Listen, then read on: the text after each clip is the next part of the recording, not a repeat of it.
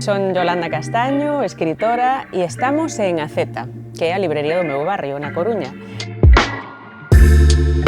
Traio-vos a miña última publicación, que é a vez o meu primeiro libro de ensaio, que fora Premio de Ensaio Ramón Piñeiro e que publicou Galaxia hai moi pouquiños meses. Chámase Economía e Poesía, rimas internas e aborda unha conversa incómoda, a da necesaria remuneración ou a da valoración pois, do traballo cultural e literario.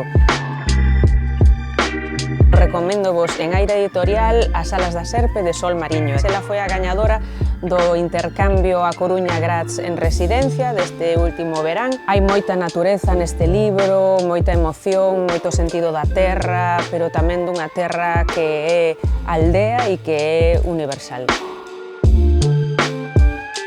Foi unha sorpresa descubrir este libro.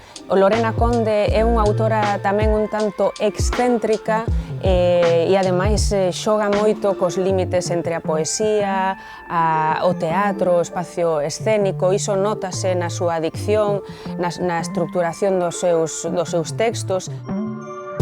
É importante fomentar ese gusto pola poesía dende a cativada. A miña querida Leire Bilbao, unha autora vasca que con estes bechopoemas xoga co humor, coa sonoridade, cas rimas, pois nunha nova entrega do seu bo facer dirixido a esas crianzas que, como sempre, edita con tantísimo bo gusto o magnífico selo de Calandraca.